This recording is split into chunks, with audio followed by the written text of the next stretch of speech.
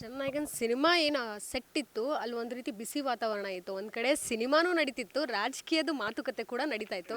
ಹೆಂಗೋ ನಿಮಗೆ bro feel ಕೊಟ್ಟವ್ರು ಯಾವತ್ತಾದ್ರೂ ಪೊಲಿಟಿಕಲ್ ಬಗ್ಗೆ ಮಾತಾಡಿದ್ರ? ಅವರು ಸ್ವಲ್ಪ ಇಂಟ್ರೋವರ್ಟ್ ಇದ್ದಾರೆ ಅವರು. ನಾನು ಸ್ವಲ್ಪ ಹಂಗೆ ಇದ್ದೀನಿ ಅಷ್ಟೇ. ಅಂದರೆ ಒಂದು ಸತಿ ಸೆಟ್ಟಿಗೆ ಹೋದ್ಮೇಲೆ ಸಿನಿಮಾ ಬಗ್ಗೆನೇ ಮಾತುಬಿಡಿ. ಅವರು ಪರ್ಸ್ನಲಿ ಅವ್ರು ಮಾತಾಡ್ಕೋಬೋದು, ಅಥವಾ ನಾವು ಅಲ್ಲಿ ಸಿನಿಮಾ ಬಿಟ್ಟು ಬೇರೆ ಅವರು ಅದ್ರ ಬಿಟ್ಟು ಬೇರೆ ಏನೂ ಮಾತಾಡ್ತಿಲ್ಲ. ಅವ್ರು ರಿಹರ್ಸಲ್ಲೇ ಇರ್ತಿದ್ರು, ಜಾಸ್ತಿ ರಿಹರ್ಸಲ್ ಮಾಡ್ಕೊತಾ ಇದ್ರು. ನಂಗೆ ಅವ್ರು ನೋಡಿದಾಗೆಲ್ಲ ಅಪ್ಪು ಸರ್ ನೆನಪಾಗೋದು ನಿಜವಾಗ್ಲೂ. ಅಪ್ಪು ಸರ್ ನಾ ಜೇಮ್ಸ್ ಮಾಡ್ತಿರ್ಬೇಕಾದ್ರೆ ಸೆಟ್ಟಲ್ಲಿ ಹೆಂಗಿರ್ತಿದ್ರಲ್ವ ಅದೇ ಥರ ವಿಜಯ್ ಸರ್ ಕೂಡ ಇರ್ತಿದ್ರು. ಅವರೇ ಸ್ಟೆಪ್ಸ್ ಹಾಕ್ಕೊಂಡು ಅಂದರೆ ತುಂಬ ಆ್ಯಕ್ಟಿವ್ ಆಗಿರ್ತಿದ್ರು ಎಲ್ಲರ ಜೊತೆ.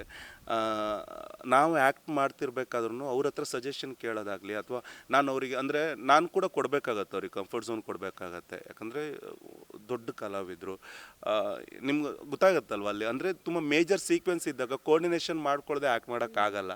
ಸೊ ಆ ವಿಚಾರದಲ್ಲಿ ವಿಜಯ್ ಸರ್ ನಂಗೆ ತುಂಬ ಸಪೋರ್ಟ್ ಮಾಡಿದ್ದಾರೆ.